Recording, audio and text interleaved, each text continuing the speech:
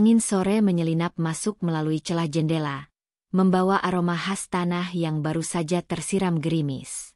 Hujan kecil baru saja reda, menyisakan embun di ujung-ujung daun dan bau segar yang menguar dari halaman depan.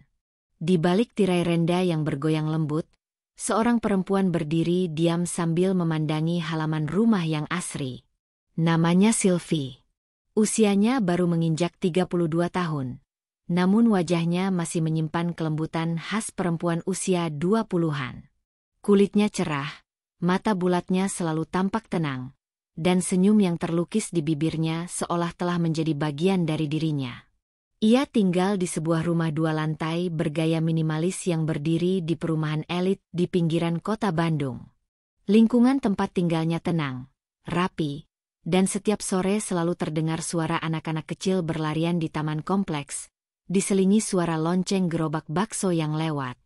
Tapi Sylvie bukan sekadar ibu rumah tangga biasa.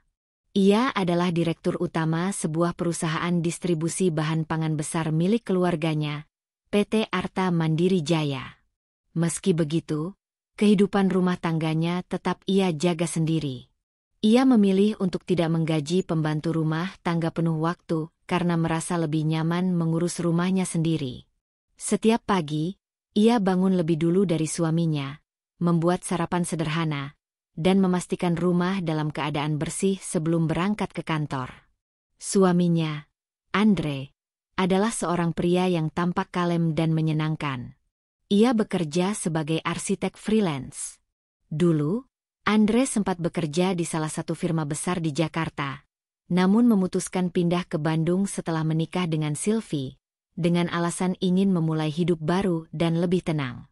Sylvie mendukung penuh keputusan itu. Baginya, asalkan Andre bahagia, maka ia pun akan bahagia. Mereka sudah menikah selama 5 tahun. Tidak memiliki anak, bukan karena tak mau, tapi karena Tuhan belum memberikan.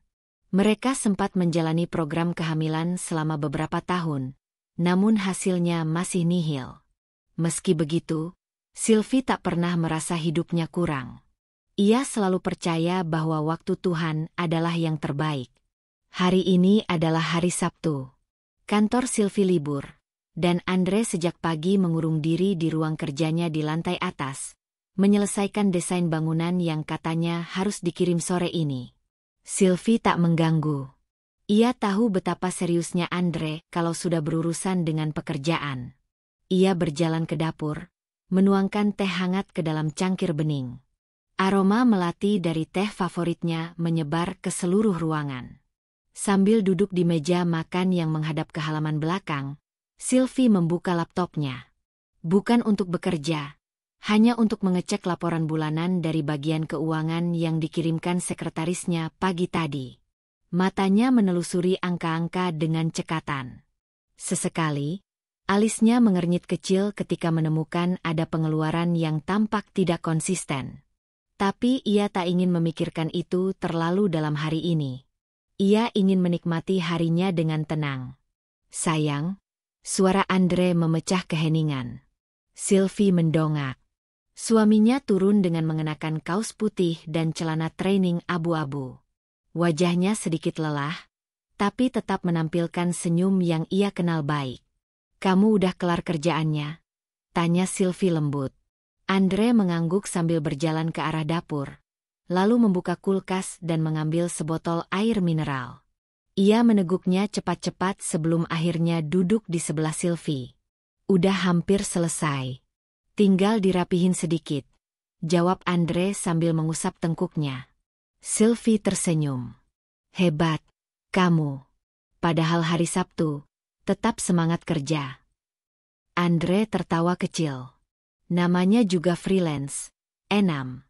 Gak ada tanggal merah kalau deadline-nya nempel kayak lintah. Mereka tertawa bersama. Sylvie lalu berdiri dan menuju lemari dapur. "Mau makan siang apa? Aku tadi beli ayam bakar sama sayur asem dari warung Bu Imas. Mau dipanasin?" "Mau banget. Aku lapar parah." Sylvie menghangatkan makanan sambil sesekali melirik ke arah suaminya yang sudah kembali menekuni ponselnya. Ia tahu Andre sedang banyak proyek. Kadang ia menerima desain rumah pribadi, kadang proyek kafe atau ruko.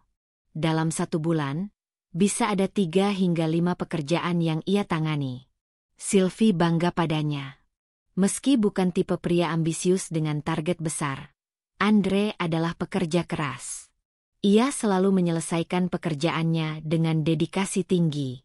Setelah makan siang selesai, mereka makan bersama di ruang makan.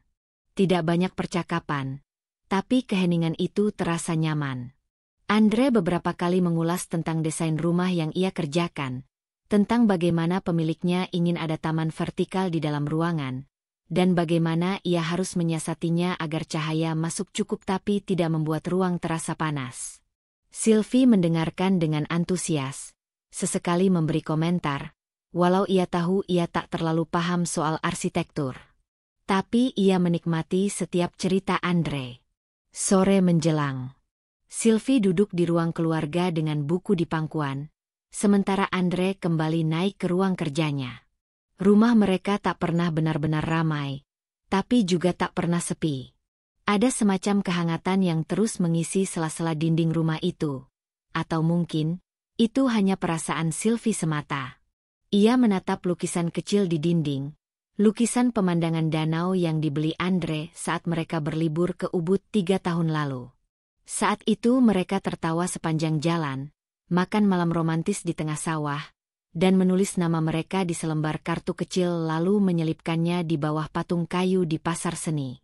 Kenangan itu masih hidup dalam ingatan Sylvie. Ia sangat menghargai semua momen kecil yang mereka lewati bersama. Saat malam datang, mereka makan malam sederhana. Sylvie mengajak Andre menonton film di ruang tengah. Andre sempat tertidur di tengah film. Kepalanya bersandar di bahu Sylvie. Ia membiarkannya. Dibelainya rambut suaminya perlahan, dan senyum tipis menghiasi wajahnya. Dalam hati, ia berdoa diam-diam. Semoga semua ini tetap begini. Tenang. Damai. Tidak berubah. Ia tidak tahu bahwa takdir sedang menyusun bab-bab kehidupan yang akan menantangnya untuk memaknai cinta, kesetiaan, dan luka dengan cara yang sama sekali baru. Tapi malam itu, ia hanya ingin percaya bahwa cintanya cukup untuk mempertahankan semuanya. Matahari pagi menembus kaca jendela kamar, menghangatkan kulit Sylvie yang masih terlelap di balik selimut tebal. Alarm di meja samping tempat tidur berdentang pelan, menandai pukul 5.30. Ia membuka mata perlahan, mengerjap sejenak sebelum duduk dan meregangkan tubuhnya. Andre masih tertidur di sampingnya, napasnya teratur, dengan satu lengan menggantung di pinggir tempat tidur. Sylvie tersenyum kecil melihat wajah lelah suaminya. Semalam Andre baru turun dari ruang kerja hampir tengah malam. Katanya, proyek desainnya hampir rampung, dan ia ingin menyelesaikannya lebih awal agar minggu depan bisa mereka habiskan bersama di Lembang. Sylvie bangkit dari tempat tidur, mengenakan jubah tidurnya, dan melangkah pelan ke dapur. Suara air mengalir dari keran dan dentingan sendok yang menyentuh gelas menjadi irama pagi yang akrab baginya. Ia menyeduh 2 cangkir kopi, 1 hitam tanpa gula untuk Andre, 1 lagi kopi susu hangat untuk dirinya. Rutinitas ini telah menjadi bagian dari hidup mereka. Tak ada yang mewah, tapi segalanya terasa cukup. Kehangatan yang mereka bangun sejak awal pernikahan selalu dimulai dari hal-hal sederhana seperti ini. Setelah sarapan selesai disiapkan, Sylvie menyusun semangkuk bubur ayam, beberapa potong buah, dan 2 cangkir kopi di atas nampan kecil, lalu membawanya ke kamar. Andre masih dalam posisi yang sama. Ia meletakkan nampan di meja, kemudian duduk di pinggir tempat tidur sambil membelai rambut suaminya. "Sayang, bangun. Sudah pagi," bisiknya pelan. Andre mengerang kecil, lalu membuka mata sambil menguap. Pagi, Enam. Pagi. Aku buatkan kopi sama bubur ayam. Kamu lapar enggak?" "Lapar, tapi malas bangun," gumam Andre sambil menarik selimut menutupi kepalanya. Sylvie tertawa pelan, lalu mencubit pipinya. Cepat mandi. Nanti kamu bilang proyekmu ketinggalan deadline lagi. Andre mengangkat tangannya tanda menyerah, lalu bangkit sambil menyambar handuk. Sebelum masuk kamar mandi, ia sempat mencium kening Sylvie. Terima kasih, istri baik hati. Sylvie hanya tersenyum sambil menatap punggung suaminya menghilang di balik pintu kamar mandi. Setelah itu, ia kembali ke dapur dan mencuci piring bekas sarapan. Hari itu ia berencana ke kantor sebentar untuk menandatangani beberapa dokumen penting, lalu mengunjungi ibunya di Dago Atas yang baru saja pulang dari umrah 2 hari lalu. Jam 8, Sylvie sudah rapi mengenakan blazer abu muda dan celana panjang putih. Ia menata rambutnya ke belakang dengan jepit mutiara, lalu menyemprotkan parfum beraroma mawar putih. Andre sudah duduk di meja makan. Kini sudah bersih dan segar. Kamu cantik banget hari ini. Mau ketemu siapa? Godanya. Sylvie tertawa. Mau ke kantor bentar, terus ke rumah mama. Salamin ya. Bilang aku belum sempat mampir. Minggu depan aku ajak makan di luar. Oke. Setelah pamit dan mengecup pipi suaminya, Sylvie melajukan mobil putihnya ke arah kantor pusat. Ia menikmati perjalanan itu. Musik mengalun dari radio, dan sepanjang jalan, langit biru cerah menyambutnya. Sesampainya di kantor, semua staf menyapanya dengan ramah. Ia memang dikenal sebagai pimpinan yang hangat, tidak banyak menuntut, tapi selalu tegas dan adil. Bu Sylvie, sapa Rizka, sekretaris pribadinya.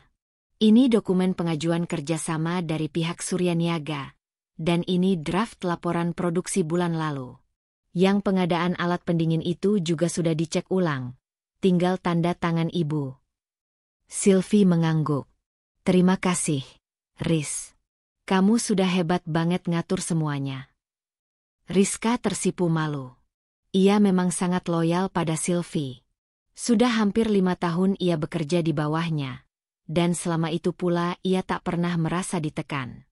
Justru sebaliknya, ia merasa dihargai sebagai pribadi, bukan sekadar bawahan. Setelah semua urusan selesai, Sylvie mampir sebentar ke rumah ibunya. Rumah besar di perbukitan Dago itu menyimpan banyak kenangan masa kecilnya. Ia dibesarkan oleh seorang ibu tunggal, wanita tangguh bernama Bu Ratna, yang membesarkan Sylvie dan adiknya tanpa pernah menikah lagi setelah ditinggal suaminya puluhan tahun lalu. Ibu kelihatan makin cerah aja setelah dari Mekah, ujar Sylvie sambil menyuapi ibunya potongan buah naga. Bu Ratna tertawa. Ibu kan sudah berdoa biar makin awet muda. Tapi kamu juga makin sibuk. Enam. Andre sehat. Sehat. Dia lagi banyak kerjaan. Minggu depan katanya mau ngajak ibu makan di tempat baru dekat Setiabudi. Ibu tunggu. Ya. Kangen juga ngobrol sama dia. Nggak seperti mantu-mantu ibu yang lain. Andre itu tenang dan sopan. Sylvie tersenyum. Ucapan ibunya membuat hatinya hangat. Ia memang merasa beruntung memiliki Andre. Meski sesekali mereka berselisih pendapat, Andre bukan tipe pria yang suka meninggikan suara. Ia lebih sering diam ketika marah, dan baru akan bicara setelah emosi reda. Setelah cukup lama mengobrol, Sylvie pamit. Ia pulang menjelang sore.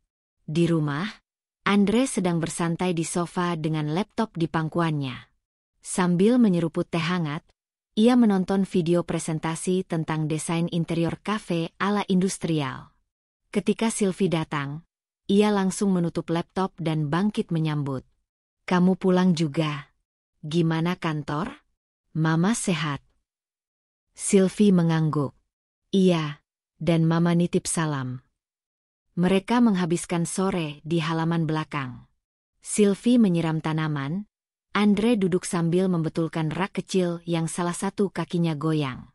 Rumah mereka tak besar, tapi penuh dengan detail kecil hasil kerja tangan sendiri. Dari rak buku, tempat pot gantung, hingga kursi kayu di taman belakang. Malamnya, mereka makan malam bersama di luar untuk merayakan ulang tahun pernikahan mereka yang kelima, meski tanggalnya masih beberapa hari lagi.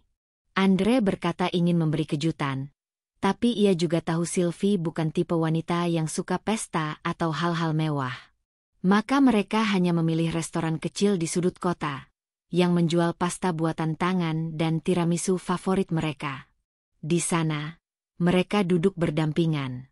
Tak banyak kata, tapi semua terasa cukup.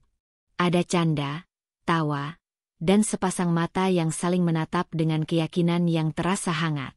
"Kamu bahagia nggak sama hidup kita sekarang?" tanya Andre pelan sambil memainkan jemari Sylvie di atas meja. Sylvie mengangguk. "Bahagia. Sangat. Kalau suatu hari hidup kita berubah, kamu masih mau jalan bareng aku?" Sylvie menatap mata Andre, agak terkejut dengan pertanyaannya. Tapi ia tersenyum. "Kamu pikir aku kemana?" Andre tertawa kecil. "Nggak tahu. Kadang aku mikir, hidup tuh bisa tiba-tiba berubah tanpa kita siap. Tapi kalau kamu tetap di sampingku, aku rasa aku akan baik-baik saja." Kalimat itu terekam jelas di benak Sylvie malam itu. Ia tidak tahu, saat mengulang kembali kata-kata itu nanti, hatinya akan terasa jauh lebih perih dari yang bisa ia bayangkan saat ini. Tapi untuk malam itu, semuanya terasa utuh, hangat, dan sempurna. 2 minggu berlalu sejak makan malam hangat itu. Sylvie menjalani hari-harinya seperti biasa, mengatur jadwal kerja, mengurus rumah, dan sesekali menemani Andre mengunjungi galeri atau toko bahan bangunan untuk mencari inspirasi proyek desain terbaru. Namun entah sejak kapan, Sylvie mulai merasakan ada yang berbeda. Bukan sesuatu yang besar. Bukan pula sesuatu yang bisa langsung ia tunjukkan dengan jari. Hanya nuansa, getaran, perubahan kecil yang begitu halus tapi tidak bisa diabaikan. Mulai dari caranya Andre menjawab pertanyaan. Biasanya hangat dan penuh perhatian. Sekarang lebih singkat, kadang setengah mendengar. Lalu kebiasaannya mengecek ponsel di malam hari. Dulu, setelah pukul 10, Andre akan menyimpan ponselnya di meja kecil di sisi tempat tidur, lalu memeluk Sylvie sampai tertidur. Tapi kini, ia sering menghadap ke sisi lain, menggulir layar ponselnya dengan cahaya biru yang mengganggu gelap malam. Pernah suatu malam, Sylvie terbangun karena haus.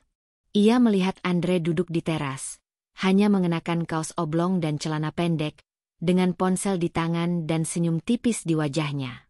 Seolah sedang membaca sesuatu yang menyenangkan. Saat Sylvie mendekat, Andre dengan cepat menyembunyikan layar dan berdiri. "Kamu belum tidur?" tanya Sylvie sambil menguap. Andre mengangguk. "Cepat." "Iya, belum bisa tidur. Udara enak banget di luar." "Ngobrol sama siapa?" Sylvie mencoba bertanya setengah bercanda. Andre hanya mengangkat bahu. "Klien. Ngebahas revisi desain." Sylvie mengangguk, meski hatinya terasa aneh. Revisi desain biasanya dibahas lewat email atau di jam kerja, bukan tengah malam, apalagi dengan ekspresi wajah yang setenang itu. Tapi ia menahan diri. Mungkin memang hanya pikirannya yang terlalu curiga. Ia tidak ingin jadi istri yang mudah berprasangka. Tidak setelah semua yang sudah mereka lewati bersama. Suatu sore, Sylvie duduk di ruang kerja rumah sambil mengecek laporan bulanan. Ia membuka laptop Andre yang tertinggal di meja untuk memindahkan file desain yang perlu dikirim ke salah satu klien besar mereka. Klien yang proyeknya juga sedang ditangani Sylvie melalui perusahaannya. Saat membuka folder desain final, matanya tanpa sengaja tertumbuk pada satu folder bertuliskan Gina referensi. Sylvie sempat terpaku. Gina? Ia tidak mengenal nama itu. Tidak dalam lingkaran pertemanan Andre, tidak pula di lingkungan kerja mereka. Rasa penasaran menggerakkannya untuk mengklik folder itu. Tapi sebelum jari-jarinya menyentuh touchpad, ia berhenti. Hatinya ragu. Ia tahu batas antara menjaga privasi pasangan dan mencari tahu hal-hal yang mungkin belum saatnya diketahui. Tapi di sisi lain, Rasa tidak tenang yang terus menghantuinya beberapa minggu terakhir seperti mendorongnya untuk mencari kepastian. Namun pada akhirnya, ia memutuskan menutup laptop itu dan menarik napas panjang. Kalau memang ada yang harus terungkap, pasti akan terungkap, bisiknya pada diri sendiri. Malam harinya, Sylvie mencoba mengajak Andre bicara lebih dalam. Mereka duduk di sofa, menonton tayangan dokumenter tentang kota-kota kecil di Eropa. Sambil menyeruput teh, Sylvie menyentuh tangan Andre. "Kamu akhir-akhir ini capek banget ya?" tanyanya lembut. Andre mengangguk kecil. "Iya, kerjaan numpuk banget." "Kamu masih bahagia sama aku?" Andre menoleh, menatapnya. "Pertanyaan macam apa itu?" "Entah. Aku cuma ngerasa kamu kayak menjauh akhir-akhir ini." Andre menghela napas, lalu tersenyum, memegang tangan Sylvie. "Aku minta maaf. Mungkin aku terlalu tenggelam di kerjaan. Tapi kamu tahu aku sayang kamu, kan?" Sylvie menatap matanya lama, mencoba membaca ketulusan di balik kata-katanya. "Iya," jawabnya akhirnya. "Aku tahu." Tapi hatinya masih merasakan keanehan yang sama. 2 hari kemudian, Sylvie menerima undangan makan malam bisnis dari salah satu investor baru di perusahaannya. Ia menolak sopan, karena malam itu ia sudah berjanji akan makan malam di rumah bersama Andre. Tapi begitu sampai di rumah, ia mendapati rumah sepi. Tidak ada suara, tidak ada aroma masakan seperti biasanya. Ia mencoba menghubungi Andre. Tidak diangkat. Ia menunggu. 1 jam, 2 jam.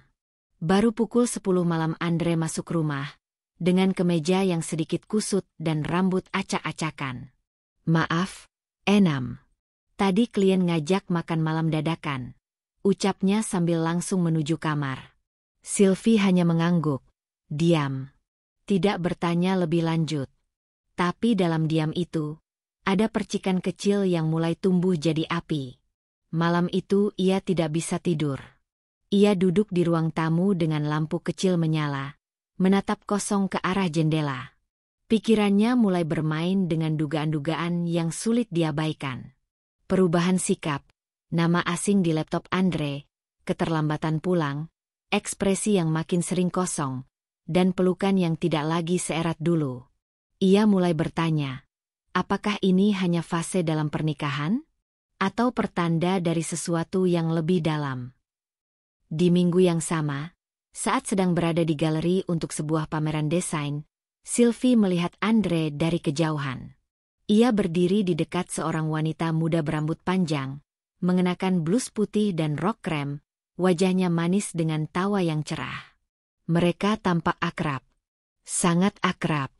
Andre tertawa, lalu menepuk pelan bahu wanita itu.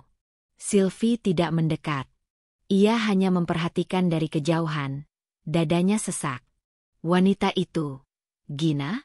Entah mengapa nama itu langsung melintas di kepalanya. Ia tidak punya bukti, tidak punya alasan untuk menuduh, tapi insting seorang istri seperti merangkai potongan-potongan puzzle yang perlahan mulai membentuk gambar utuh. Ia pulang lebih dulu, tak ingin Andre tahu bahwa ia ada di sana. Dan malam itu, untuk pertama kalinya, Sylvie menangis dalam diam. Bukan karena sudah pasti ada pengkhianatan, tapi karena ia mulai sadar bahwa sesuatu di antara mereka telah berubah. Bukan hanya soal kehadiran orang ketiga, tapi soal perasaan. Soal perhatian yang memudar. Soal janji yang dulu terasa hangat, kini perlahan dingin dan rapuh. Namun sebelum mengambil kesimpulan, Sylvie menatap dirinya di cermin. Ia menghapus air mata dan berdiri tegak. Ia tahu, tak boleh langsung menyimpulkan. Ia butuh rencana. Ia butuh melihat sejauh mana Andre akan bertahan, atau pergi. Dan di sanalah benih dari sebuah ide lahir. Bagaimana kalau semuanya dicabut darimu? Apakah kamu tetap memilihku? Gumamnya lirih. Ia belum tahu apa yang akan terjadi. Tapi satu hal pasti, Sylvie tidak akan tinggal diam. Ia akan menguji segalanya. Dengan cara yang tak pernah Andre duga sebelumnya. Hari itu hujan turun deras. Langit gelap sejak pagi, dan denting air dari atap seperti irama yang menyuarakan isi hati Sylvie. Tenang di luar, tapi penuh badai di dalam. Sylvie duduk di ruang kerjanya, menatap layar laptop dengan mata yang hampa. Bukan karena tak ada pekerjaan, justru sebaliknya. Banyak proyek yang harus diselesaikan, laporan keuangan yang menanti ditinjau, dan agenda rapat investor yang akan diadakan minggu depan. Tapi pikirannya sedang tidak di situ. Ia membuka file baru. Memberi nama yang sederhana, Uji Setia. Di sana ia mulai menuliskan ide-idenya. Bukan sekadar curahan hati, tapi rencana. Strategi yang perlahan akan ia jalankan untuk menguji Andre. Bukan demi balas dendam, bukan juga untuk menjebaknya. Tapi demi dirinya sendiri, agar ia bisa yakin bahwa cinta yang bertahan bersamanya bukan hanya cinta di kala bahagia. Langkah pertama, mengubah gaya hidup mereka secara perlahan. Sylvie tahu, kehidupan mereka selama ini penuh kemudahan. Mobil mewah, makan malam di restoran bintang 5, liburan tiap 3 bulan sekali. Semua itu bagian dari keseharian mereka. Tapi bagaimana jika semua itu hilang satu persatu? Apakah Andre akan tetap tinggal dan menggenggam tangannya? Ia memulai dengan menjual salah satu mobil mereka. Mobil sport hitam yang selama ini lebih sering diparkir di garasi daripada digunakan. Alasannya mudah. Mobil ini jarang dipakai. Sayang kalau hanya diam. Aku lagi mau bersihin keuangan perusahaan, katanya ringan saat Andre bertanya. Andre tidak begitu menanggapi. Ya udah, kalau memang gak kepake, jawabnya sambil menatap layar ponsel. Itu langkah kecil, tapi Sylvie tahu itu baru permulaan. Langkah kedua, menutup satu unit bisnis butik miliknya yang memang sedang menurun omsetnya. Ia mengumumkan pada stafnya bahwa unit tersebut akan dihentikan operasionalnya sementara waktu. Kabar itu sempat membuat geger manajemen. Tapi Sylvie bersikap tenang. Ia sampaikan bahwa ini bagian dari efisiensi. Lagi ada penyesuaian arus kas, katanya pada sekretarisnya. Fokus dulu ke lini utama. Berita penutupan ini mulai menyebar perlahan di lingkaran sosialnya.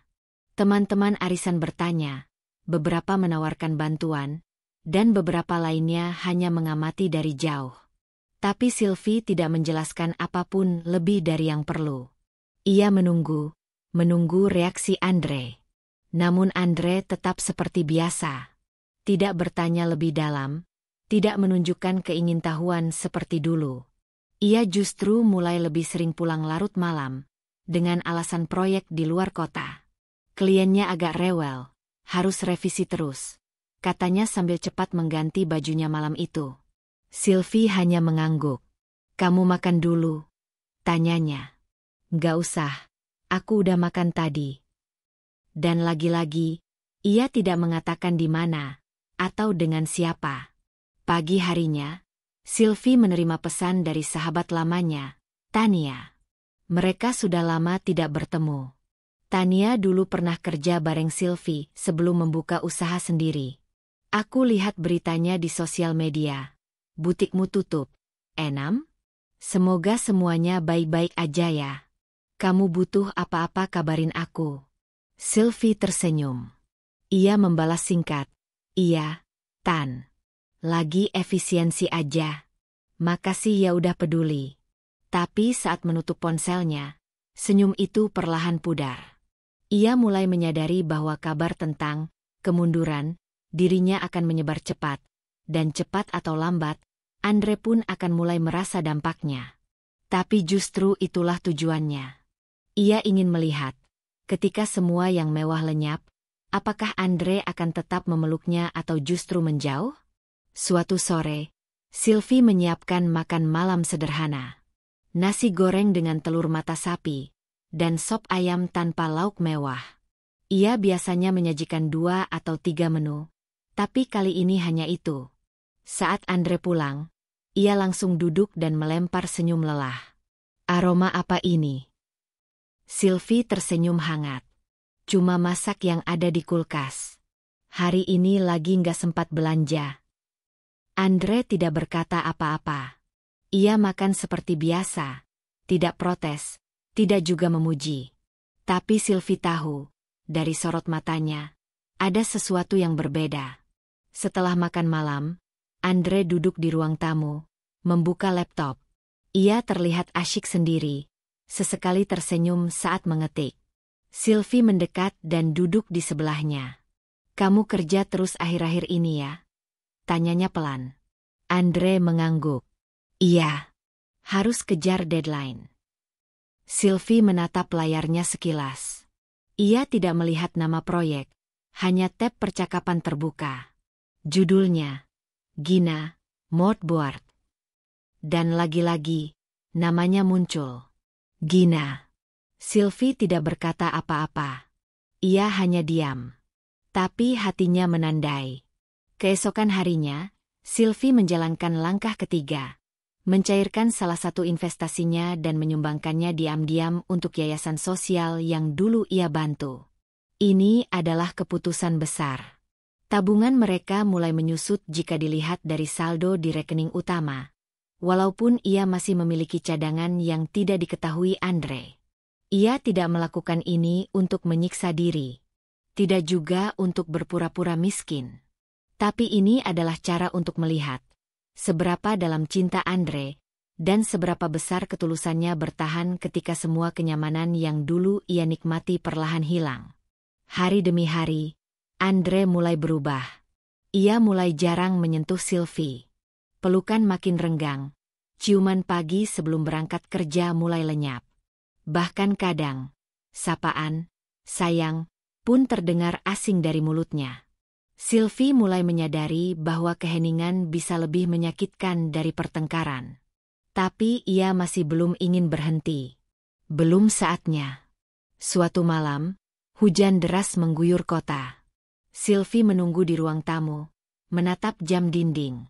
Andre belum juga pulang. Ponselnya tidak aktif.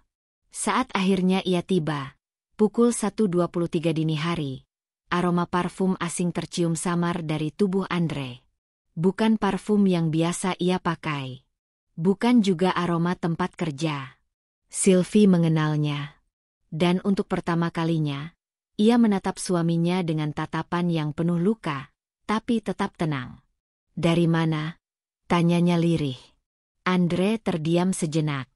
Ngerjain desain di tempat klien. Dia minta revisi langsung malam ini.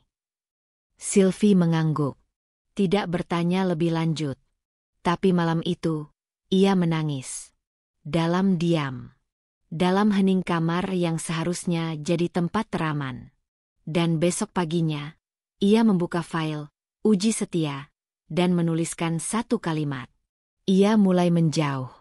Dan aku belum bahkan menyentuh puncak rencanaku. Matahari pagi menyelinap lewat celah tirai kamar, tapi tak memberi kehangatan di dada Sylvie. Ia terjaga sejak subuh. Bukan karena mimpi buruk, tapi karena hatinya mulai merasa dingin, meski tubuhnya masih terbaring di sisi Andre. Andre tidur membelakanginya, nafasnya pelan, seolah tak terusik oleh apapun.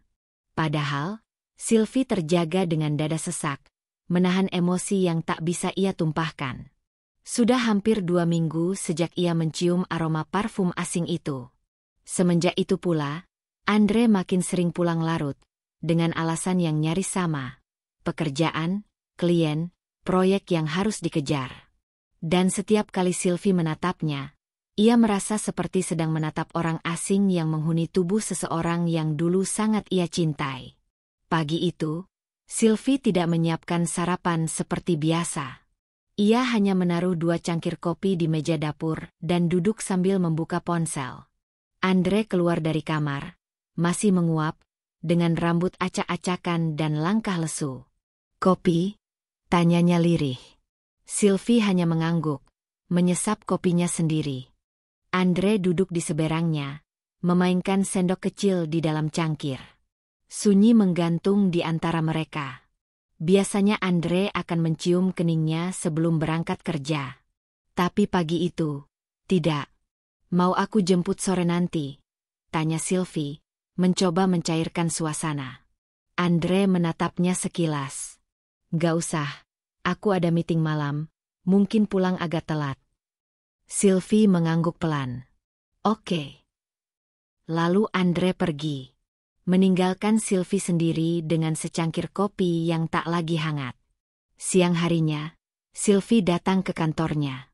Ia mengenakan pakaian sederhana, kemeja putih dan celana bahan gelap. Tidak ada perhiasan mencolok seperti biasanya. Ia bahkan tidak memakai make-up. Semua orang di kantor menyapanya dengan penuh hormat, tapi juga heran.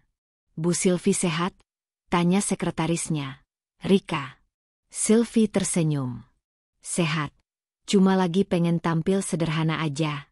Kayaknya udah terlalu lama kita dimanja sama kemewahan, ya. Rika tersenyum canggung. Iya, Bu. Tapi justru ibu yang selalu jadi inspirasi kami soal penampilan elegan. Sylvie hanya mengangguk. Dalam hati, ia tahu bahwa penampilannya hari itu akan menimbulkan tanda tanya besar. Tapi ia tak peduli.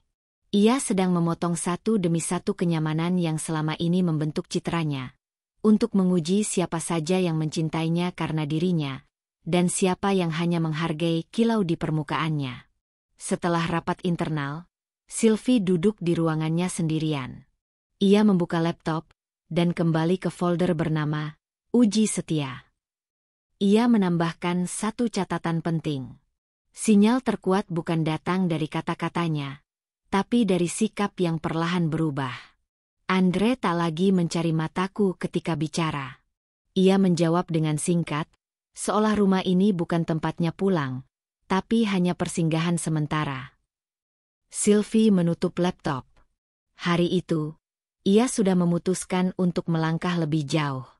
Malam harinya, Sylvie tidak menunggu Andre. Ia pergi ke sebuah kafe kecil di daerah Kemang, tempat yang sering ia datangi bersama sahabat-sahabat lamanya. Kali ini, ia janjian dengan Tania, sahabat yang dulu sempat menawarkan bantuan saat mendengar kabar butiknya ditutup. Kamu kelihatan lebih kurus, Enam, ujar Tania begitu mereka duduk. Sylvie tertawa kecil. Karena sering mikir, bukan karena diet. Tania menatapnya tajam. Aku kenal kamu, Enam. Kamu bukan tipe yang gampang kehilangan arah. Jadi, sebenarnya ada apa? Sylvie menarik napas pelan. Ia tidak langsung menjawab. Lalu, ia mengeluarkan ponselnya dan menunjukkan foto yang sempat ia simpan diam-diam. Sebuah tangkapan layar dari Instagram, akun seorang wanita muda, dengan nama pengguna Gina Lavelle. Foto itu menunjukkan seorang wanita mengenakan gaun merah muda elegan, sedang duduk di lounge bar mewah. Di latar belakangnya, samar-samar terlihat siluet pria berjas abu-abu yang sangat dikenali Sylvie. Itu Andre. Ini siapa? Tanya Tania, suaranya berubah pelan. Sylvie menatap Tania dalam-dalam. Namanya Gina. Aku belum tahu pasti hubungan mereka. Tapi aku punya firasat. Dan aku mau tahu semuanya. Tanpa dia tahu aku tahu. Tania menunduk. Gelisah. Kalau kamu butuh bantuan, aku siap bantu. Sylvie mengangguk pelan. Aku mungkin akan mulai dari yang kecil. Mengikuti jejak Gina. Menyusun potongan-potongan ini. Beberapa hari kemudian, Sylvie memulai langkahnya. Ia menyewa seseorang untuk menyelidiki secara diam-diam aktivitas Andre dan Gina.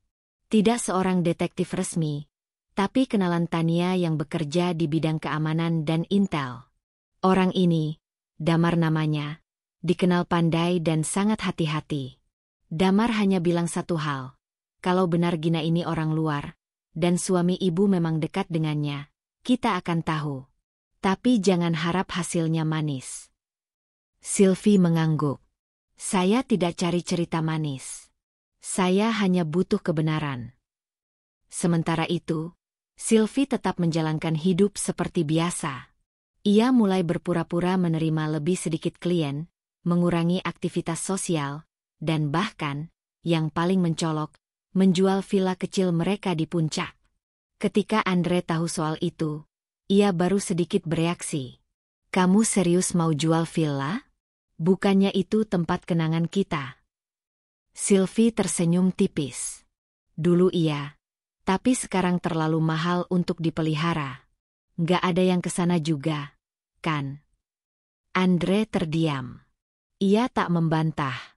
Dan hari itu, Sylvie mencatat satu hal lagi di laptopnya.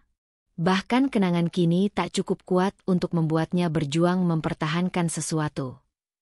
Satu malam, Damar mengirimkan laporan singkat melalui pesan terenkripsi. Subjek pria terekam masuk ke apartemen wanita bernama Gina Lavelle pukul 23.47. Keluar pukul 4.12 dini hari. Lokasi, Kuningan. Sylvie menatap layar ponselnya dengan tangan gemetar. Ia memejamkan mata, menarik napas panjang, lalu meletakkan ponsel itu pelan di meja. Hening. Dingin. Tapi ia tidak menangis.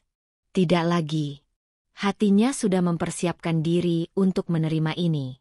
Dan malam itu, ia menulis kalimat paling panjang dalam catatan, "Uji setia." Ternyata, cinta yang aku rawat bertahun-tahun bisa digoyahkan oleh kilau sesaat. Tapi aku tidak akan jatuh. Aku tidak akan meratap. Karena aku bukan wanita yang mudah dilupakan. Dan jika dia telah memilih jalan lain, maka aku akan membalas bukan dengan air mata, tapi dengan langkah anggun yang akan membuatnya menyesal seumur hidup. Hari-hari Sylvie kini terasa berbeda. Dulu, ia bangun pagi untuk menyambut hari dengan semangat, menyiapkan sarapan, dan mencium Andre sebelum pria itu berangkat kerja. Sekarang, ia bangun bukan untuk mengulangi rutinitas, tapi untuk menyusun strategi. Bukan dendam yang menguasai pikirannya, melainkan keadilan untuk hatinya yang mulai diabaikan. Rasa sakit yang ia pendam berubah menjadi kekuatan. Pagi itu, Sylvie duduk di ruang tamunya dengan map besar berisi dokumen-dokumen penting yang ditinggalkan oleh Andre. Salah satunya adalah proposal investasi milik Andre yang rencananya akan diserahkan ke salah satu pengusaha properti ternama di Jakarta. Ia membaca dengan cermat, mencatat setiap kekurangan, dan menemukan satu kelemahan mendasar. Andre terlalu tergantung pada jaminan aset pribadi mereka, terutama aset yang selama ini diam-diam dipegang oleh Sylvie sendiri.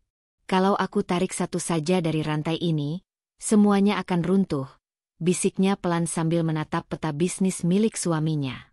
Namun Sylvie tak ingin menghancurkan Andre. Ia tak ingin merusak hidup seseorang yang pernah ia cintai sedalam-dalamnya. Ia hanya ingin mengembalikannya ke realitas, dan mungkin menunjukkan bahwa wanita yang ia anggap lemah sebenarnya bisa menjungkirbalikkan segalanya dengan tenang. Siangnya, Sylvie bertemu dengan pengacaranya, Pak Darman, seorang pria parubaya yang sudah lama menjadi penasihat hukumnya.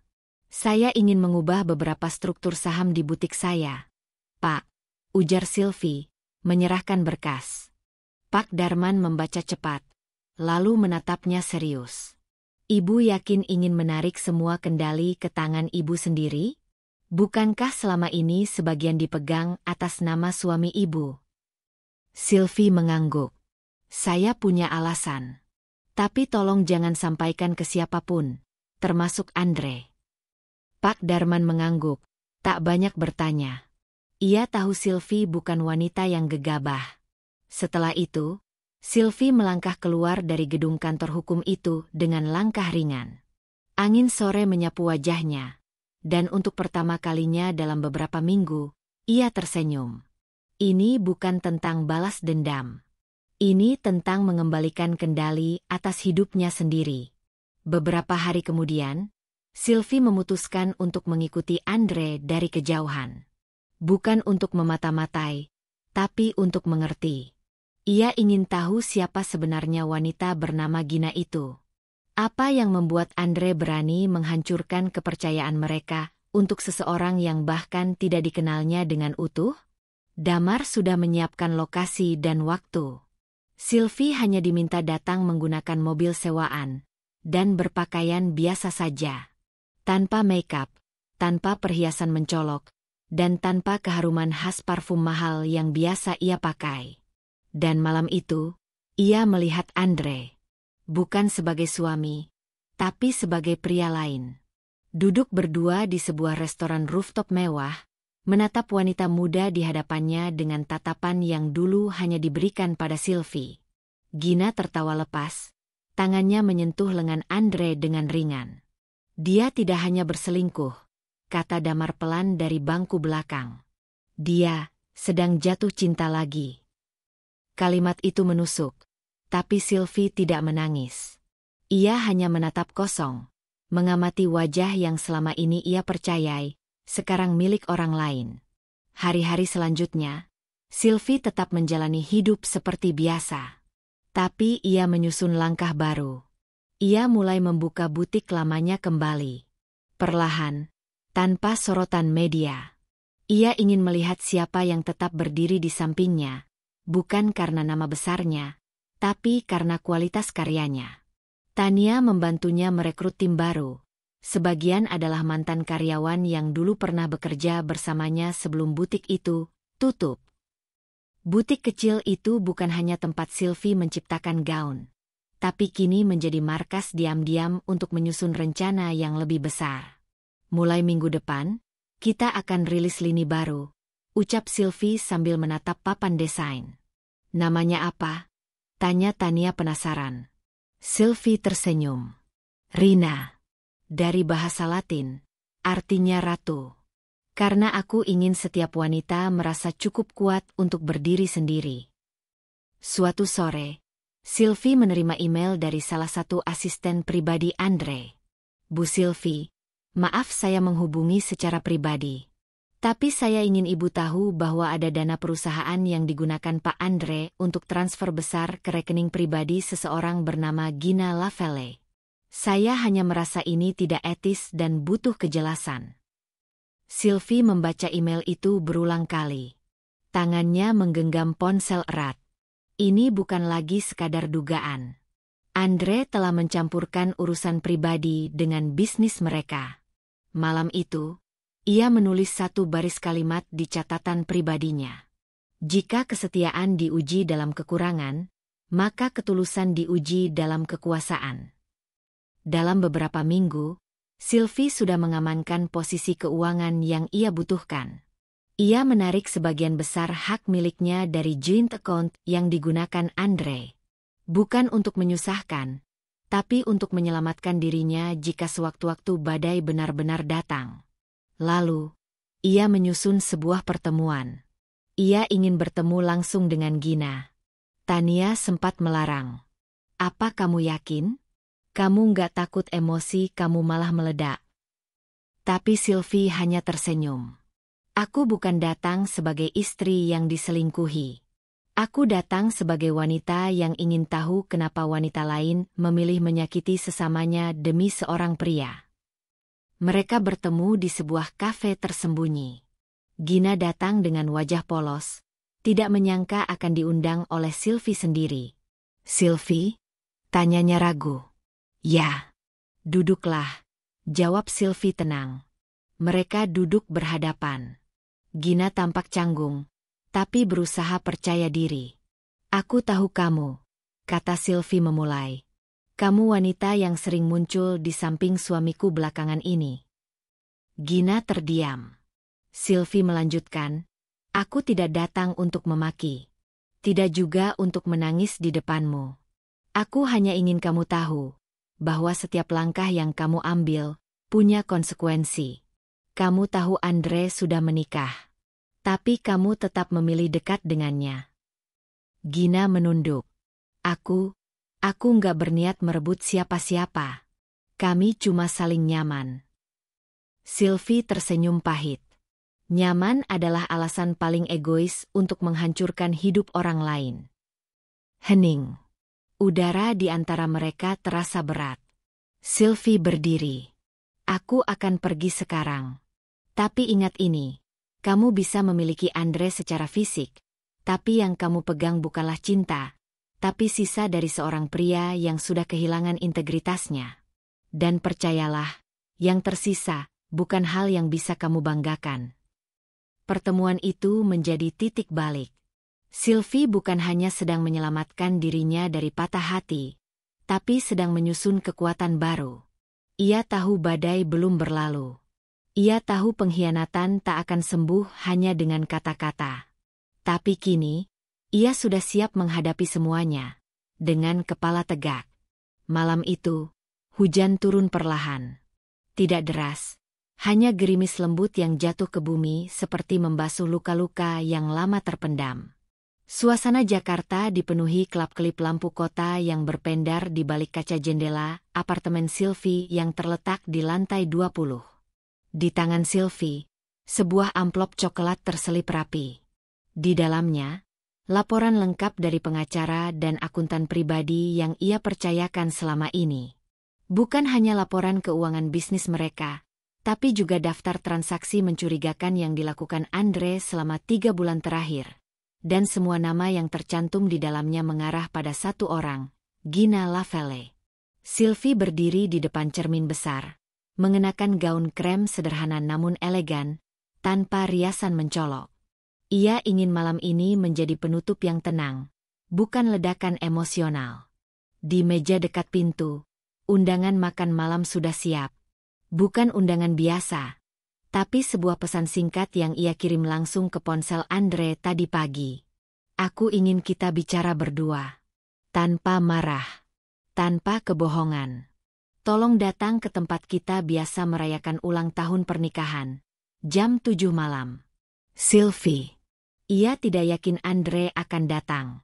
Tapi jika ia mengenal pria itu seperti dulu, maka Andre tidak akan melewatkan kesempatan untuk menyelamatkan citranya di hadapan wanita yang telah menjadi tamengnya selama ini. Restoran tempat mereka biasa merayakan ulang tahun pernikahan berada di daerah Kemang. Tersembunyi di antara rimbun pepohonan dan taman kecil, restoran itu punya atmosfer hangat yang tak pernah gagal membangkitkan kenangan. Disinilah dulu Andre melamar Sylvie, di bawah cahaya lilin dan diiringi lagu jazz lembut. Sylvie duduk di meja paling ujung, dekat jendela yang menghadap ke taman. Ia sudah tiba lebih awal, memesan makanan ringan yang nyaris tak disentuh. Tangannya menggenggam amplop itu erat, sementara matanya menatap keluar, menunggu. Tepat pukul 19.13, Andre datang. Pria itu mengenakan setelan jas abu-abu tua, rapi seperti biasa. Saat matanya bertemu mata Sylvie, ada sejenak keraguan di wajahnya. Tapi ia tetap berjalan mendekat. Sylvie, sapanya, duduk di hadapannya. Kamu kelihatan cantik malam ini. Sylvie hanya mengangguk kecil. Terima kasih sudah datang. Mereka diam sejenak. Hanya terdengar alunan musik piano yang lembut mengisi udara. Aku tahu kamu ingin bicara. Aku juga banyak hal yang ingin aku sampaikan, ucap Andre akhirnya. Sylvie menatapnya, kali ini dengan mata yang tenang, namun tajam. Bagus. Karena aku ingin kamu mendengar semuanya dulu. Tanpa membantah. Setelah itu, kamu bebas pergi dan kita tidak perlu saling menyakiti lagi. Andre terlihat ragu, tapi mengangguk. Baik. Sylvie membuka amplop dan mengeluarkan beberapa lembar kertas. Ini laporan keuangan dari akun bisnis kita. Aku tahu kamu sudah menggunakan sebagian dana untuk keperluan pribadi. Termasuk 2 kali transfer ke rekening atas nama Gina Lavelle. Totalnya lebih dari 200 juta rupiah. Andre tampak terkejut, tapi belum bicara. Dan ini, lanjut Sylvie, mengangkat berkas lain, adalah laporan dari notaris. Semua saham yang selama ini kamu pegang sebagai perwakilan suamiku, telah aku cabut kembali ke bawah kendaliku. Termasuk aset butik, properti di Bandung, dan kendaraan yang atas nama perusahaan. Mulai hari ini, kamu tidak punya akses ke semuanya. Sylvie. Sylvie mengangkat tangan, menghentikannya. Tenang. Aku tidak berniat membuatmu jatuh. Aku hanya menarik hakku. Hak yang selama ini aku berikan karena cinta dan kepercayaan. Andre menarik napas panjang, matanya berkedip pelan. Ada sesuatu dalam dirinya yang runtuh malam itu, dan ia menyadarinya. Kenapa kamu melakukan ini semua? Apa salahku cuma karena aku mencintai orang lain? Tanyanya dengan suara pelan. Sylvie tersenyum. Bukan senyum bahagia, tapi senyum sedih yang lelah. Bukan itu salahmu, Andre. Salahmu adalah kamu mencintai orang lain, sambil tetap menggenggamku seolah aku boneka. Kamu menggandeng Gina, tapi memakai uang kita. Kamu bicara tentang kenyamanan, tapi merusak rumah tangga yang kita bangun dengan susah payah. Andre menunduk. Tangannya menggenggam gelas air di hadapannya. Gemetar. Aku hanya merasa kamu berubah. Kamu jadi dingin. Kamu seperti menjauh. Aku butuh seseorang yang bisa buat aku merasa hidup lagi. Kata-kata itu, meski menyakitkan, tidak membuat Sylvie menangis. Aku memang berubah. Karena aku sedang menguji dirimu. Aku pura-pura bangkrut, Andre. Aku ingin tahu, apakah kamu tetap memilihku kalau semua harta ini hilang? Tapi yang kamu lakukan, kamu menjauh, kamu memilih dia. Kamu bahkan menyarankan aku menjual butikku. Padahal kamu tahu, itu bagian dari jiwaku. Andre membeku. Aku nggak tahu kalau semua ini ujian. Sylvie menatapnya dalam. Tepat. Karena kesetiaan yang sejati diuji tanpa pemberitahuan. Malam itu, percakapan mereka berakhir tanpa pelukan. Tanpa amarah yang meluap. Hanya sepi, dan luka yang kini dibungkus dengan kenyataan. Sebelum pergi, Sylvie memberikan satu lembar surat. Ini surat kesepakatan pisah aset. Kita belum bercerai, dan aku belum memutuskan. Tapi dari malam ini, kita bukan lagi tim. Andre menatap surat itu seperti menatap puing-puing rumah yang ia bakar sendiri. Sylvie, aku minta maaf. Sylvie berdiri, mengambil tasnya. Maaf tidak selalu bisa memperbaiki, Andre. Tapi terima kasih. Sudah menunjukkan siapa kamu saat semua kilau itu hilang. Ia melangkah pergi, meninggalkan Andre yang kini duduk sendirian, dikelilingi cahaya temaram dan musik yang terdengar seperti ironi. Langit masih gerimis. Tapi Sylvie berjalan dengan kepala tegak. Karena ia tahu, kekuatan sejati bukan soal bertahan dalam cinta, tapi berani meninggalkan saat cinta itu tidak lagi adil. Pagi di hari berikutnya terasa berbeda bagi Sylvie. Udara terasa lebih segar. Dan matahari pagi menembus tirai jendela apartemennya dengan sinar hangat yang tidak biasa. Tidak ada lagi suara notifikasi dari Andre. Tidak ada lagi pesan-pesan basa-basi yang mengusik pikirannya. Hening. Tapi hening yang damai. Sylvie menatap dirinya di cermin. Wajahnya terlihat tenang, meski bekas luka semalam masih terasa samar di sorot matanya. Namun, ia tahu, ini adalah langkah pertama untuk sembuh. Ia turun ke bawah, ke kafe kecil yang biasa ia kunjungi setiap akhir pekan. Barista yang mengenalnya menyapa ramah. Pagi, Bu Sylvie. Seperti biasa ya, karamel latte tanpa gula. Sylvie tersenyum. Boleh. Tapi kali ini tambahkan satu croissant. Hari ini aku ingin merayakan. Barista itu tertawa kecil. Merayakan apa, Bu? Merayakan aku memilih diriku sendiri, jawab Sylvie ringan. Jawaban itu spontan, tapi tulus. Dan untuk pertama kalinya, kata-kata itu terasa benar-benar hidup. Di meja kafe, Sylvie membuka laptopnya. Ia mulai menyusun ulang strategi bisnis butiknya. Sudah terlalu lama ia membiarkan banyak keputusan penting diambil oleh Andre atau asistennya. Sekarang, ia ingin kembali turun tangan langsung. Beberapa jam kemudian, ia menghubungi dua sahabat lamanya yang dulu turut membangun butik dari nol.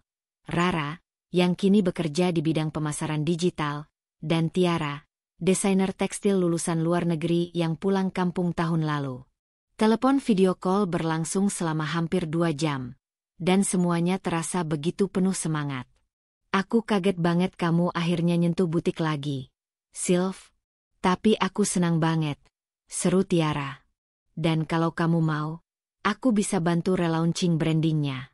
Sekarang yang laku tuh yang berkonsep personal storytelling. Kayak, baju dengan kisah. Gitu loh, tambah Rara antusias. Sylvie tersenyum lebar. Kalian tahu nggak? Dulu aku ngerasa butik ini cuma pelarian dari rumah tangga yang kosong. Tapi sekarang aku sadar, butik ini adalah bagian dari diriku yang aku kubur karena terlalu sibuk jadi istri yang baik. Waktunya kamu jadi perempuan yang hidup buat dirinya sendiri, bukan buat validasi siapapun, ucap Rara, serius namun penuh kehangatan. Dan sore itu, Sylvie merasa seperti kembali ke titik awal, tempat ia memulai segalanya dengan impian dan tekad. Bedanya, kini ia lebih bijak. Sementara itu, Andre duduk di ruang tamunya yang kini terasa dingin. Televisi menyala, tapi tak satu pun tayangan berhasil menarik perhatiannya. Meja ruang tamu masih dipenuhi berkas-berkas dari perusahaannya yang perlahan ditarik satu persatu dari tangannya. Dan yang lebih menyakitkan lagi, Gina mulai menunjukkan wajah aslinya. Jadi, kamu udah nggak bisa akses mobil perusahaan lagi? Kamu bohong, ya? Katanya itu punya kamu, ucap Gina dengan nada tajam. Sylvie? Kamu masih sebut-sebut dia? Gila ya kamu. Jangan-jangan kamu emang masih cinta dia. Gina, tolong jangan mulai. Gue udah buang waktu sama lo, Dre. Lo pikir gue bareng sama lo cuma karena cinta? Gue butuh kestabilan, ngerti? Dan kalau lo sekarang gak bisa kasih itu, mending kita selesai. Andre terdiam. Kata-kata Gina seperti tamparan keras. Ia tak bisa berkata apa-apa. Semua rasa marah dan kesal tidak bisa ia arahkan ke siapapun, selain dirinya sendiri. Dan sore itu, Gina benar-benar pergi. Membawa tas kecilnya dan meninggalkan Andre yang kini benar-benar sendiri. Tanpa Sylvie. Tanpa Gina. Tanpa siapapun. Hari-hari berikutnya, Sylvie sibuk dengan proyek relaunch butiknya. Ia menyusun ulang katalog desain, memperbaharui tim pemasaran, bahkan mengatur workshop untuk pelatihan penjahit lokal di daerah Bandung. Ia pergi ke sana langsung, menyapa para pekerja yang dulu ia kenal satu persatu. Apa ibu benar-benar kembali memimpin? Tanya salah satu karyawan senior dengan tatapan penuh harap. Sylvie mengangguk. Bukan hanya kembali memimpin. Aku akan hadir di sini. Kalian gak kerja untuk orang tak terlihat lagi. Aura yang selama ini hilang, perlahan hidup kembali di lingkungan kerja. Dan Sylvie merasa, untuk pertama kalinya setelah lama, ia benar-benar hidup. Suatu malam, ketika ia baru saja kembali dari Bandung, Sylvie menerima pesan dari nomor yang tak asing. Sylvie, bolehkah kita bertemu sekali lagi? Aku ingin bicara. Bukan tentang uang. Bukan tentang perusahaan. Tapi tentang aku. Dan kamu. Tolong beri aku satu kesempatan. Andre. Sylvie menatap pesan itu lama. Tangannya sempat tergerak untuk menjawab. Tapi ia tak buru-buru. Ia ingin hati kecilnya yang bicara, bukan rasa iba atau nostalgia. Akhirnya ia mengetik pelan. Aku akan pikirkan. Tapi jika kita bertemu, kamu harus siap untuk melihat wanita yang tak lagi sama. Sylvie yang ini tidak akan kembali menjadi milik siapapun, kecuali dirinya sendiri. Ia tekan tombol kirim, lalu menutup ponselnya. Di luar, angin malam bertiup lembut, membawa wangi hujan yang tersisa. Seperti hidup yang terus berjalan, tak peduli seberapa deras badai yang pernah menerpa. Hari itu langit sedikit mendung ketika Sylvie duduk di kursi belakang mobilnya. Supir yang menjemputnya dari butik baru saja menyalakan pemanas karena hujan rintik mulai turun. Di tangannya, ada secarik undangan gala dinner yang dikirimkan oleh salah satu partner bisnis barunya. Tapi bukan itu yang membuat pikirannya melayang. Hari ini ia akan bertemu Andre. Bukan karena ia tak bisa menolak, tapi karena hati kecilnya merasa pertemuan ini perlu. Bukan untuk membuka kemungkinan kembali, tapi untuk mengakhiri apa yang perlu diakhiri dengan layak. Mereka bertemu di tempat yang dulu pernah menjadi lokasi makan malam pernikahan mereka. Sebuah restoran semi-private yang menghadap ke danau kecil buatan. Andre memilih tempat itu, mungkin dengan harapan nostalgia akan membungkus luka dengan sesuatu yang lembut. Tapi Sylvie tidak datang dengan hati yang rapuh. Ia datang dengan ketenangan yang tajam dan tatapan yang berbeda dari Sylvie yang dulu. Andre berdiri saat ia datang, matanya langsung menangkap sosok wanita di hadapannya yang kini terlihat lebih kuat. Rambut Sylvie ditata sederhana, blazer hitam membalut tubuhnya dengan anggun. Tak ada keraguan di wajahnya. "Terima kasih sudah datang," kata Andre. Suaranya pelan namun terdengar getir. Sylvie hanya mengangguk. "Aku hanya ingin menyelesaikan ini dengan cara yang dewasa." Mereka duduk. Pelayan datang menawarkan menu, tapi keduanya sepakat hanya memesan air mineral. Tak perlu makan malam mewah untuk pembicaraan yang berat. Andre menghela napas. "Sylvie, aku salah. Aku bodoh. Waktu kamu berpura-pura bangkrut, aku merasa dunia runtuh. Tapi aku seharusnya tetap bersamamu, mendukungmu, bukannya malah mencari kenyamanan lain." Sylvie menatapnya dalam. "Lalu kenapa kamu tak bertahan? Kenapa harus Gina?" Andre menunduk. Ia menggenggam tangannya erat. "Aku takut, Sylv. Takut hidup susah. Takut kehilangan semua yang kita punya. Dan Gina, dia datang dengan tawaran kenyamanan. Tapi ternyata, semua itu kosong." Sylvie terdiam sejenak. Lalu ia berkata dengan tenang, "Kamu tahu, Andre, aku tidak pernah benar-benar bangkrut. Tapi kamu sudah bangkrut duluan, di hatimu." Kalimat itu seperti palu godam bagi Andre. Ia menatap Sylvie, matanya memerah. "Kau mengujiku, dan aku gagal. Tapi aku ingin memperbaikinya. Aku masih cinta kamu." Sylvie menggeleng. "Kalau kamu mencintaiku, kamu tak akan pernah meninggalkanku di titik terendah, meskipun itu hanya pura-pura." Andre meneteskan air mata. Namun, tak ada lagi Sylvie yang tergoda oleh luka dan tangisan. Ia telah berubah. "Aku datang ke sini bukan untuk kembali, tapi untuk menutup lembar yang semestinya sudah selesai sejak lama. Kita tak bisa kembali ke titik awal. Karena aku sudah menemukan diriku di jalan yang baru." Andre terisak. Ia tak bisa berkata-kata. Hanya bisa melihat wanita yang pernah ia miliki kini melangkah pergi, meninggalkannya dalam ruang kenangan yang kini tak lagi berarti. Malam itu, di mobil, Sylvie menatap langit yang akhirnya cerah setelah hujan. Bulan muncul malu-malu di balik awan, dan hatinya terasa ringan. Ia mengirim pesan ke Rara dan Tiara. "Besok kita mulai syuting campaign baru ya. Dan aku mau ada sesi personal story tentang keberanian perempuan memilih dirinya sendiri." Balasan cepat masuk dari Rara. "Yes! Itu akan jadi highlight brand kita. Nama butik ini akan jadi simbol kebangkitan perempuan." Sylvie tersenyum.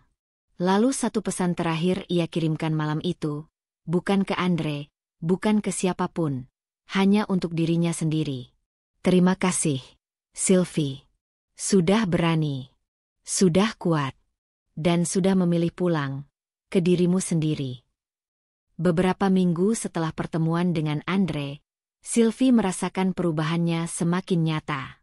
Dunia yang dulunya dipenuhi oleh bayang-bayang ketergantungan, kini dipenuhi dengan pilihan-pilihan yang hanya ia tentukan sendiri. Ia telah benar-benar bangkit dari luka masa lalu, dan kini ia berdiri di atas kakinya sendiri, kuat, mandiri, dan penuh percaya diri. Bisnis butiknya mulai menunjukkan hasil yang luar biasa. Berkat kampanye pemasaran yang dilakukan oleh Rara dan Tiara, butik tersebut mendapat perhatian luas di kalangan masyarakat, terutama kaum perempuan yang mencari inspirasi dan kekuatan dalam kisah hidup Sylvie. Setiap post di media sosial, setiap artikel yang membahas perjalanannya, semakin banyak wanita yang merasa terhubung dengan kisahnya. Mereka melihat bukan hanya seorang perempuan yang terluka, tetapi seorang wanita yang memilih untuk bangkit dan mengubah hidupnya sendiri. Sore itu, di ruang kerjanya yang baru direnovasi, Sylvie menerima telepon dari seorang jurnalis terkenal yang ingin mewawancarainya untuk sebuah majalah gaya hidup terkemuka. "Sylvie, saya sangat terinspirasi dengan perjalanan hidupmu. Bisakah kita jadwalkan wawancara untuk artikel edisi berikutnya? Ini akan menjadi kisah yang luar biasa untuk dibagikan kepada publik," kata jurnalis tersebut dengan penuh semangat. Sylvie menghela napas, lalu menjawab dengan mantap, "Tentu. Saya akan siap." Hari wawancara pun tiba. Sylvie duduk di ruang tamu yang luas, ditemani secangkir teh herbal kesukaannya, menunggu kedatangan jurnalis itu. Tak lama kemudian, pintu terbuka dan seorang wanita dengan kamera di tangan serta catatan di tangannya masuk. Wajahnya ramah dan penuh antusiasme. "Selamat sore, Bu Sylvie," sapa jurnalis itu. "Saya sangat senang bisa bertemu langsung dengan Anda." Sylvie tersenyum, menyambutnya dengan hangat. "Sama-sama, silakan duduk." Wawancara dimulai dengan santai. Mereka membahas berbagai hal. Dari awal karir Sylvie dalam dunia bisnis, tantangan yang dihadapi, hingga bagaimana ia mengatasi masalah rumah tangganya. Sylvie berbicara dengan hati-hati, tapi dengan keyakinan yang jelas, bahwa cerita hidupnya adalah miliknya dan bukan untuk dikendalikan oleh siapapun.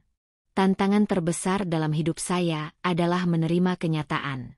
Dulu, saya menganggap kebahagiaan saya bergantung pada orang lain, pada suami saya, pada bagaimana orang memandang saya.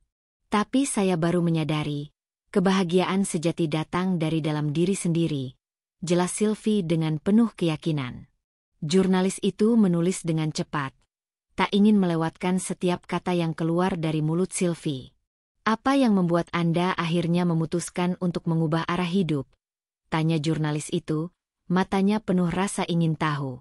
Sylvie berhenti sejenak, menatap keluar jendela.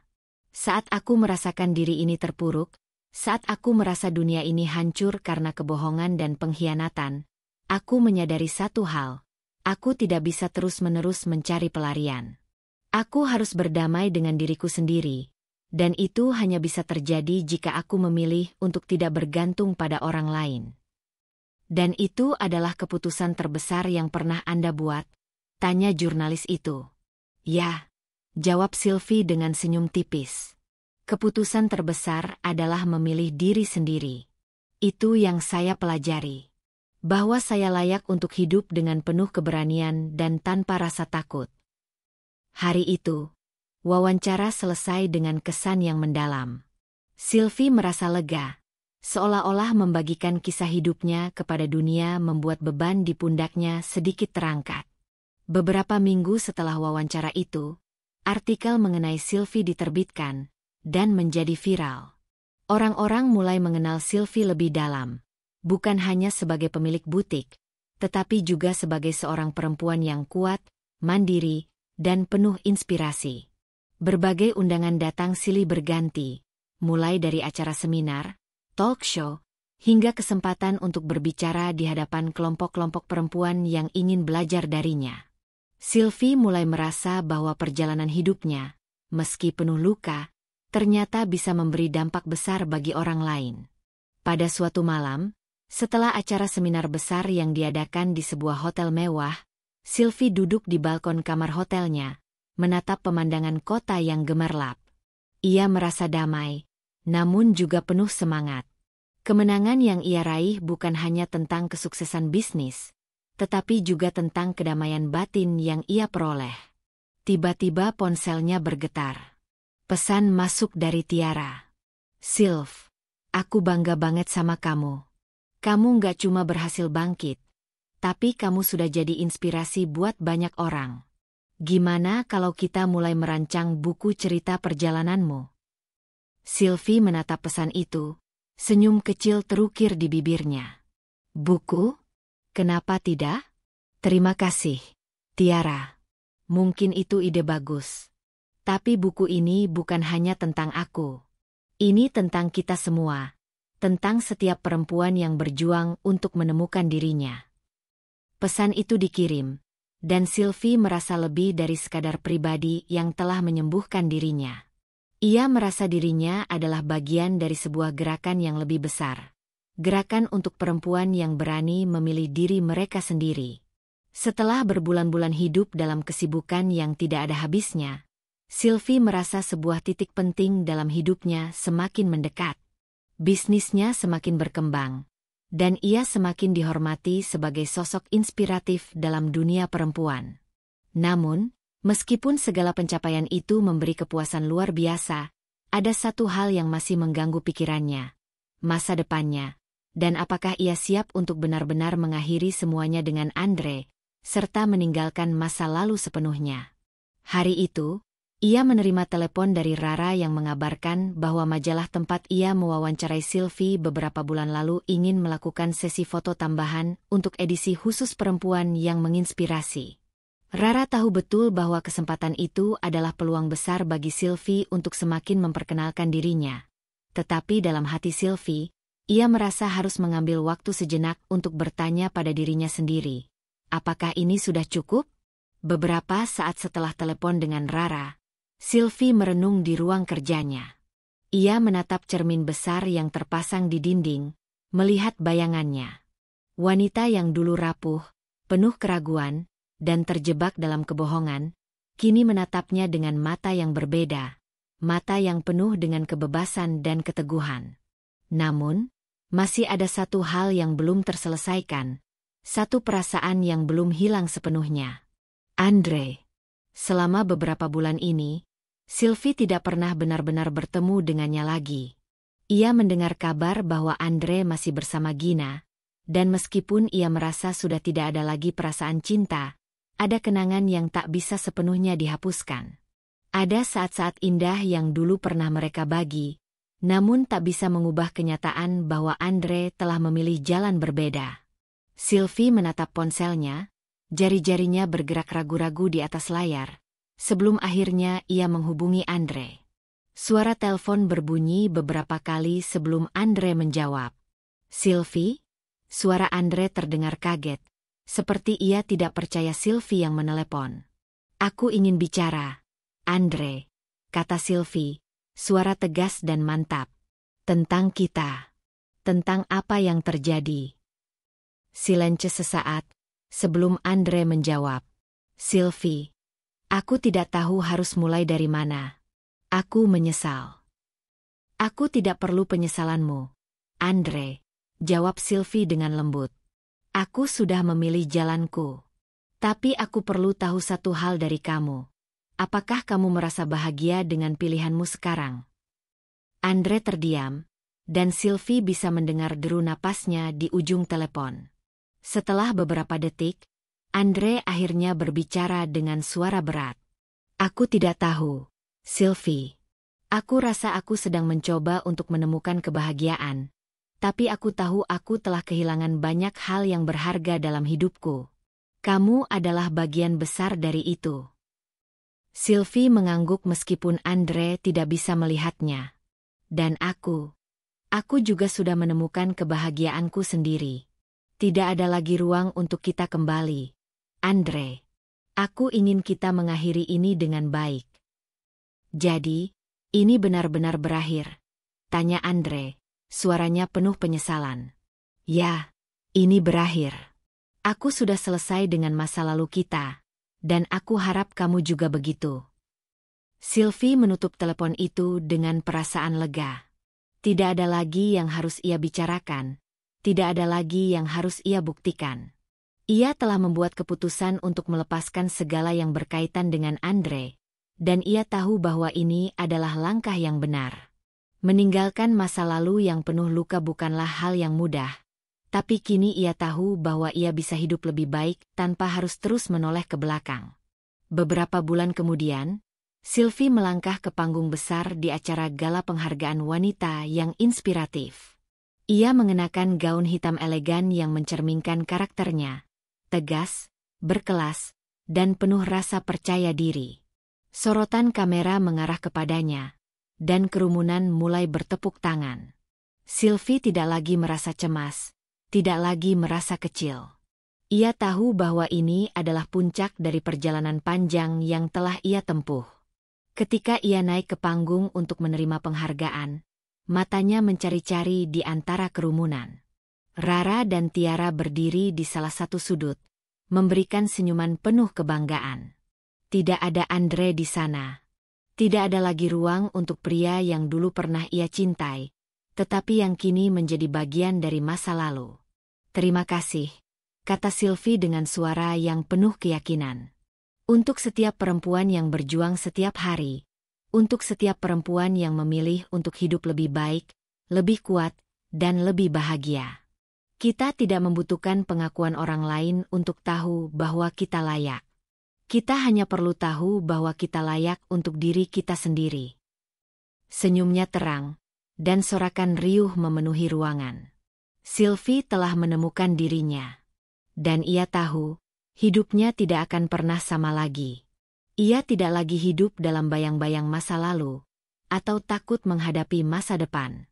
Sylvie telah menjadi seorang wanita yang utuh, yang memilih untuk meraih kebahagiaan dengan cara yang paling tulus, melalui keberanian untuk merubah hidupnya.